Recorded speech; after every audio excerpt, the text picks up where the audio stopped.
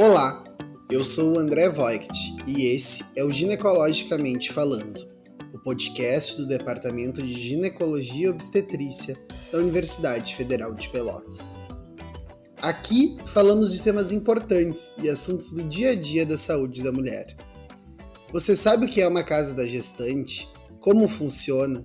Quais os objetivos? É um local onde se fazem os partos? Em 29 de maio de 2013, seguindo as diretrizes para a organização e atenção à saúde da gestação, foram definidos os critérios para a implementação dos serviços de referência no atendimento dessas pacientes, sendo um dos objetivos principais a criação das casas das gestantes, entre outros. Embora já tenha se passado quase uma década, as atividades e objetivos das casas de gestantes são desconhecidas da maioria da parte da população, inclusive das próprias gestantes. Para entendermos o funcionamento de uma unidade, bem como ter ideia da experiência em trabalhar com esses pacientes, estamos hoje aqui com a professora doutora Rosana de Miranda Mendes, médica, ginecologista e obstetra e professora de ginecologia e obstetrícia da Universidade Católica de Pelotas, e profissional responsável pela Casa da Gestante do Hospital São Francisco de Paula, que é o Hospital Escola da UCPEL. Seja bem-vinda, doutora Rosana, é um prazer contar com a sua presença. Obrigada, um prazer estar aqui. Obrigada pelo convite.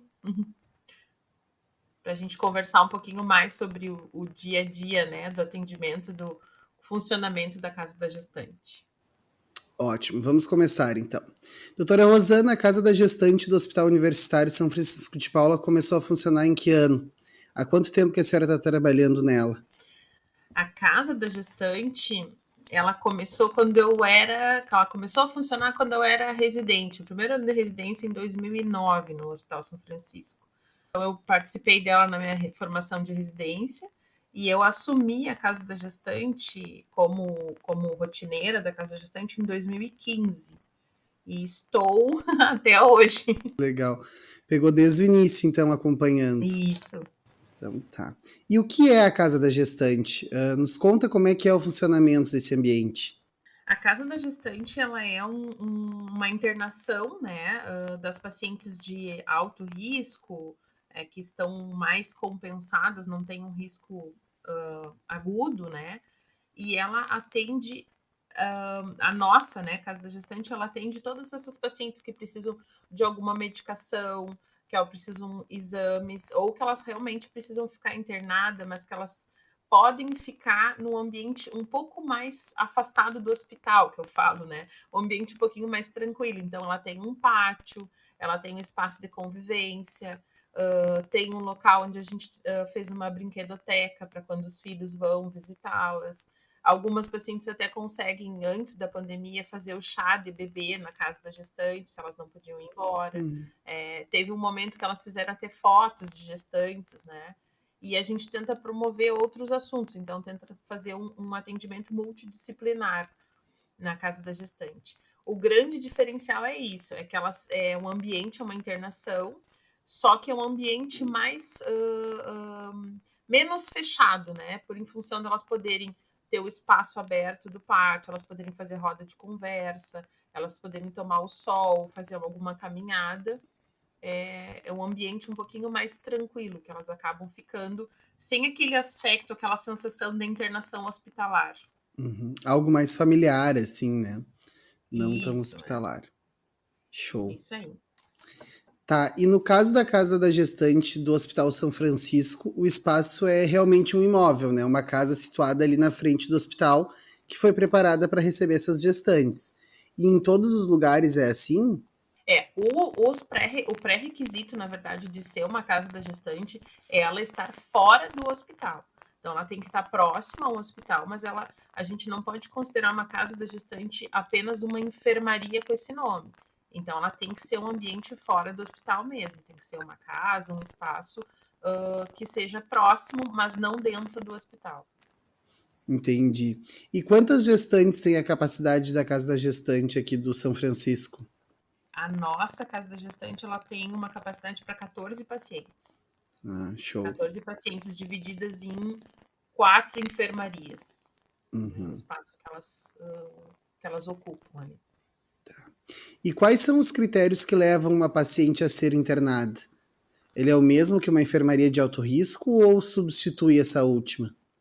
A enfermaria de alto risco, como ele é dentro do hospital, então eu vou ficar com pacientes que têm um risco maior, né? Que, por exemplo, têm uma hipertensão de difícil controle, que estão fazendo pico hipertensivo, elas não podem ficar na casa da gestante, por causa que não é o ambiente dentro do hospital. Então, são pacientes assim que têm uma doença compensada, tá? Então, são pacientes que são uma pré-eclâmpsia leve, uma paciente que tem um trabalho de parto prematuro, mas que não tem contração efetiva naquele momento. Ou pacientes que precisam de uma indicação de realização de alguns exames. Então, ela tem que ter uma indicação de internação médica, mas com um quadro mais compensado. Existem situações onde essas pacientes internam na enfermaria de alto risco, melhoram do seu quadro clínico e acabam sendo transferidas para a casa da gestante para seguir o tratamento. E existem também situações onde tem pacientes na casa da gestante que por algum momento, algum motivo, elas têm uma descompensação, ou então tem um agravo da patologia, e elas são encaminhadas para a enfermaria de alto risco. Então, o que a gente interna, né? Pré-eclâmpsia, trabalho de parto prematuro, hipertensão, diabetes, mas de uma forma mais compensada. Essa já ia ser a minha próxima pergunta, então. Vai ter uma avaliação inicial, aí se a paciente se encaixa ou não nos critérios para internação nessa unidade, ela é encaminhada para casa, né? E as principais patologias são essas que a senhora comentou, então, né? Isso, além dessas que eu comentei contigo, a gente tem também as internações sociais, né? Pacientes que estão com dificuldade de realização do pré-natal, pacientes que não têm condição de conseguir a medicação, por exemplo, a enoxaparina, que elas não têm condição financeira de comprar, até que consiga a liberação dessas medicações pelo SUS, elas acabam ficando internadas. Então, também tem as internações sociais. Mas Uhum. as principais patologias são hipertensão e diabetes na casa da gestante, né? Nos últimos meses. E o caso dessa carência financeira e também a dificuldade de executar determinadas medicações é um grande índice na casa da gestante também, então. É, ela é, ela divide com essas patologias, né? Ultimamente a gente tem tido bastante internação de paciente com algum problema psiquiátrico, porque acaba que internação psiquiátrica em hospital psiquiátrico é mais difícil de manter uma gestante, né, pelos cuidados, e aí internam pacientes que estão iniciando tratamento para depressão, para ansiedade, transtorno afetivo bipolar. Então, a gente também tem esse alto índice de paciente com doença psiquiátrica também. E junto, né, a grande maioria da nossa população tem algum problema socioeconômico também. Então, às vezes, são pacientes que têm hipertensão e dificuldade financeira na realização dos exames, né? Então, elas acabam que andando meio Sim. junto. E como que é explicado para as pacientes que deverão ir para a casa da gestante? O que é dito para elas sobre a casa e para quem não conhece o local? A gente conversa que exatamente o que eu estava te falando antes, assim, que é um ambiente com os cuidados, né, de internação, então tem uma equipe de enfermagem, tem a equipe médica pela manhã fazendo a rotina. Se essas pacientes tiverem alguma intercorrência ao longo da tarde ou à noite, elas são atendidas pelo plantão médico do Hospital São Francisco, né? Então elas têm um acesso mais fácil a esse tipo de atendimento. Que elas têm um ambiente mais tranquilo, que elas podem desfrutar do espaço de convivência, que tem o pátio. Antes da pandemia, elas podiam receber visita, podiam ficar com os filhos, né? Às vezes por boa parte do dia. Agora, como está melhorando, né, os índices do Covid, a gente está tentando fazer com que essas visitas retomem também, para que elas fiquem um pouco mais tranquilas. E elas sempre sabem que a necessidade de internação é para elas estarem mais próximo do hospital. Então, se elas tiverem uma intercorrência, pacientes que têm esse risco de intercorrência, elas têm um atendimento mais rápido garantido, como uma paciente com pré-eclâmpsia. Uhum. Né? Se ela evoluir para uma pré-eclâmpsia grave ou até mesmo uma eclâmpsia, a equipe do hospital vai dar essa assistência prontamente. É dessa forma que a gente tenta explicar o motivo delas ficarem internadas, né? E como é que é, em geral, a aceitação, a satisfação das pacientes após a internação? Varia bastante. Algumas pacientes, elas ficam irritadas e ansiosas, né, por terem que ficar internadas, preferem ficar na sua casa, como todo mundo, né? Mas no geral elas entendem assim a importância disso e acabam agradecendo. Muitas pacientes retornam à casa da gestante para nos mostrar os filhos depois que eles nascem. Muitas pacientes mandam fotos, né, depois do nascimento. Então, acho que na maioria das pacientes elas têm um sentimento bom. Durante a internação, algumas ficam brabas, assim, tu vê que é normal, né? Mas Uhum. depois elas agradecem. A gente recebe algumas doações das pacientes depois que elas saem, então, pacientes que faziam uso da enoxaparina, que eu falei antes, né? Que elas têm algumas ampolas ainda e não vão usar mais, elas vão na casa da gestante, entregam lá para passar para outra paciente que precise. Já recebemos doação de roupas, né, de roupinha de nenê, que elas vão e levam para dividir com as outras pacientes também. É bem interessante esse vínculo que elas Que têm. legal. E todo o tratamento da casa gestante é gratuito e é bancado pelo SUS, né? Sim, sim, internação exclusivamente pelo SUS. Uhum. Tá. E qual o tempo médio de permanência de uma paciente na casa gestante? Ela tem a permanência até o nascimento ou pode se dar alta hospitalar diretamente desse local quando indicada? Como é que é? Depende da patologia que ela tem, mas muitas pacientes têm uma internação e recebem alta, né, para seguir o acompanhamento ambulatorial. Algumas pacientes têm alta e já têm uma programação de internar novamente para repetir exames, né, para fazer um acompanhamento. E algumas permanecem internadas até o nascimento. Então, depende muito da Uhum. patologia. Mas não é porque ela internou lá que ela vai ter que ficar até o neném nascer. Não é Sim. sinônimo disso. Uhum. Tá. E a senhora tinha comentado antes que o espaço é multidisciplinar, né? Quais os profissionais que estão envolvidos nesse acompanhamento? Os acadêmicos, os residentes também participam? Sim. Na casa da gestante, a gente tem a equipe médica, a equipe de enfermagem, tem a equipe da psicologia, da nutrição, tá? Esses que são acompanhamento diário. Uhum. A gente tem a presença dos alunos do quinto e do sexto ano da Faculdade de Medicina, tá? E temos os alunos que às vezes estão no quarto ano da faculdade, mas eles não fazem uma rotina lá, eles acabam Uhum. convivendo um pouquinho nesse espaço.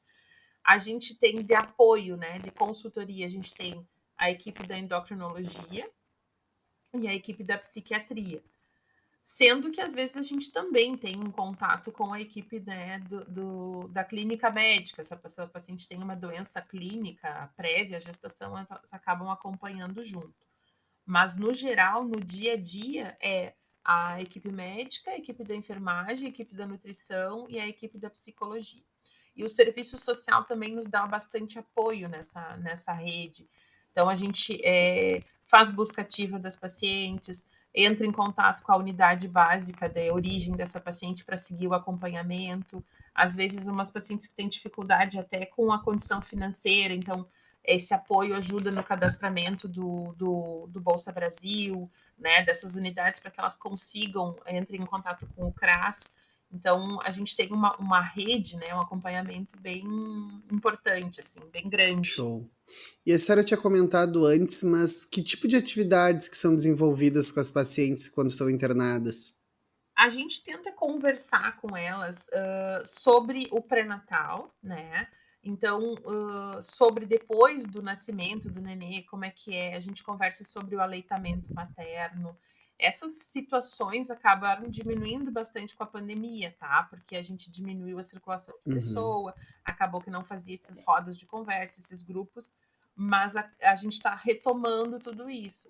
Então, a gente tem acompanhamento dos residentes que fazem alguma discussão sobre o andamento do puerpério, a amamentação, cuidado com anticoncepção depois do nascimento.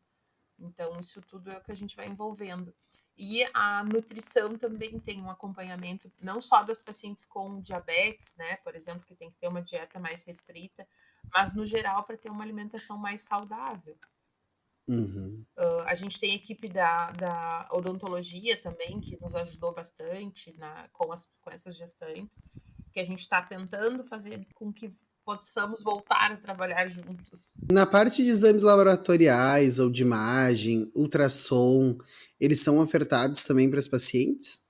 Sim, todo exame que a paciente necessita fazer, né? A gente faz a solicitação. As pacientes, no geral, ultrassom obstétrico com Doppler são realizados. Exames de sangue, exame de urina, a gente também consegue fazer, né? Sempre que for necessário. E em algum exame, assim, mais fora, né, do dia a dia, digamos assim, por exemplo, uma ressonância, né? Se a paciente tem alguma patologia, a gente faz a solicitação para a direção do hospital e, na maioria das situações, esse exame também é ofertado. Né? Além do ecocardio fetal, que é um exame, ecocardiograma fetal, para algumas pacientes que têm uma patologia que é obrigatória a realização desse exame, também a gente consegue fazer com as pacientes internadas na casa da gestante. Show. E na necessidade do nascimento, a paciente ganha o bebê na casa da gestante ou ela vai para a maternidade? Não, aí ela vai para a maternidade, tá? A paciente que tem uma indicação de nascimento, indicação de cesariana, indicação de indução de parto, ou que ela desencadeia o trabalho de parto na casa, ela é transferida automaticamente para a maternidade. A casa da gestante não tem estrutura de parto, tá? Uhum. E também a nossa casa da gestante, ela não tem atendimento de puerpério. Elas são realmente só gestantes mesmo, né? Uhum. Algumas no país fazem o atendimento do puerpério e do recém-nascido, mas a nossa é exclusivamente de gestantes. Gestantes. Muito bem. E ela atende somente pacientes de Pelotas, doutora? Não, não, a gente atende todas as pacientes da região sul. Então, todas as pacientes que vêm ou que são referência mesmo do nosso atendimento, ou às vezes que são encaminhadas pela central de leitos, elas têm direito a internar na casa da gestante. A gente atende bastante paciente de Jaguarão, de Canguçu, das cidades mais da volta, né, de Santa Uhum. Vitória, a gente acaba atendendo essas pacientes por ser referência para alto risco, né? E eu soube que há pouco tempo houve uma reforma na casa da gestante através de uma doação de um empresário. Isso é verdade? Isso é possível, doutora? Sim, sim. A casa da gestante teve uma reforma, trocou parte do piso, reformou banheiros, recebeu pintura em todo o local, recebeu doações de televisões. Então a gente trabalha também, a gente recebe, né? Todo mundo que tiver à disposição para fazer e tiver interesse, a gente faz campanhas também. Fizemos campanha para comprar ventiladores. Aí a gente conseguiu comprar ventilador para todas as enfermarias. Agora fizeram uma doação, então, para toda essa reforma e colocar televisão em todas as enfermarias também. A gente fez uma campanha, a equipe mesmo que trabalha lá, para arrecadação de tampinhas plásticas. Aí, com o dinheiro arrecadado, a gente conseguiu trocar as cortinas de todas as enfermarias, conseguiu comprar uma cadeira de rodas para a obesa, que a gente estava com dificuldade, conseguiu comprar aí outras coisas, chaleira elétrica, né, para os pacientes poderem aquecer a água, Uhum. um filtro de água foi comprado também. Então, sempre que tiverem doações de interesse, a gente entra em contato com o hospital, né, e faz essas doações. E tem um grupo também, tem grupos de senhoras que fazem doação de enxovais para os recém-nascidos. Então, as pacientes que estão lá, elas já recebem, né, um kit com um pouquinho com roupa, com fralda, desses grupos que fazem doações. Aí é só quem tem interesse entrando em contato com o hospital, né, para saber direitinho, para poder fazer essas doações. Show. Então tá. Doutora, nos conta um pouco da gratificação de trabalhar nesse projeto, para já nos findando. Ai, o que eu vou te dizer? Olha só, eu tô lá desde 2015, né? Então eu gosto, realmente eu gosto desse envolvimento, assim.